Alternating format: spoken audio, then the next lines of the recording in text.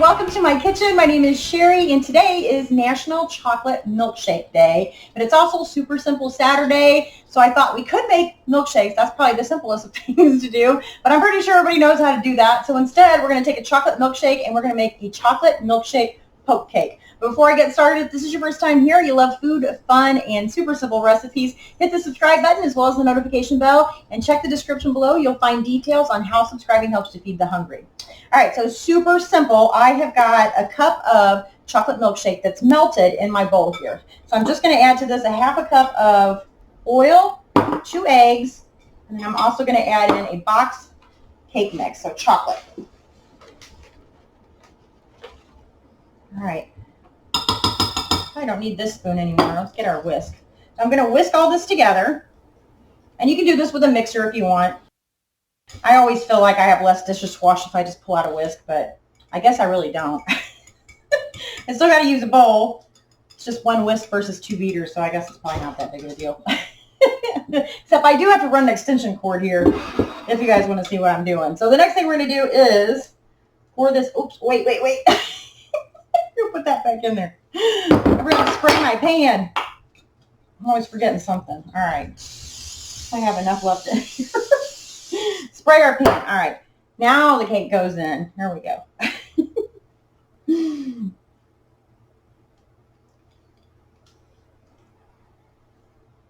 All right. And that is it. I'm just going to spread this out into the corners.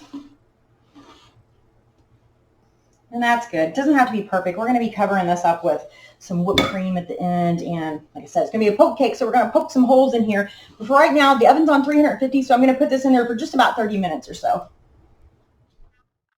All right, so our cake is done, and while it finishes cooling, the next thing we want to do is whip together some Jell-O. So I got Jell-O pudding is what we need. Well, you don't have to use the Jell-O name brand. You can use any name brand you want. You just need some vanilla pudding. And you could probably do this with chocolate too if you wanted it to have more of a chocolatey flavor, since we use the chocolate ice cream and the chocolate cake. But I'm going to use vanilla today. So 1 box of that into 2 cups of milk. And then we're just going to whisk this together. All right, and we just want to keep whisking until our pudding starts to thicken up just like that. So the next thing I want to do is grab a wooden spoon that has a round end, which I don't have, but I do have a gnocchi board. All of my wooden utensils look like this on the end. So this is the only thing I can ever find. So that's what I'm going to use. But basically, we're just going to go and we're going to poke holes all over in this cake. And you do want to let it cool just a bit. Uh-oh. Tearing out some of the cake here. It's all right. This is all going in the same spot anyway, right? But we're going to top this with some Cool Whip. And a little bit of shaved chocolate, I think. All right, that is pretty good. I know, I kind of made a mess of it, but that's all right. So we're going to take our pudding now, and we are going to put this right over the top. And then once we've got it all in there, we're going to spread it out evenly. And we're just going to start to kind of push it down in those holes. All right, and that looks pretty good.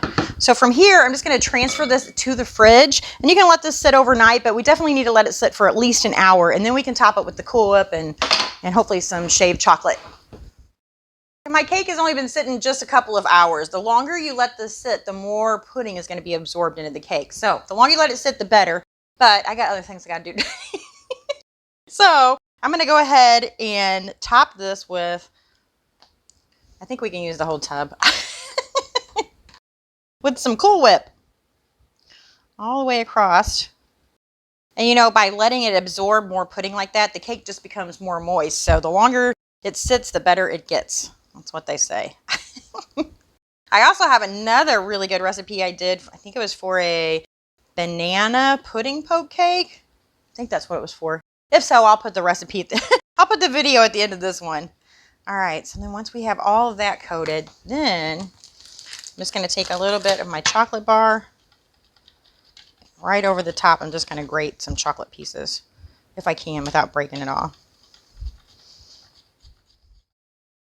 So just like that, as little or as much as you want. And you know what? I don't think I have any guests coming over that I'm going to be serving this to. So Let me just get a little corner piece here. We'll just sneak a piece out. And yeah, you can definitely tell this needs to slit a little bit. Because see how you can still see the pudding? By like tomorrow, that pudding will be absorbed in the whole cake. You won't even be able to see the pudding. The cake will just be really, really moist. So let's take a bite though.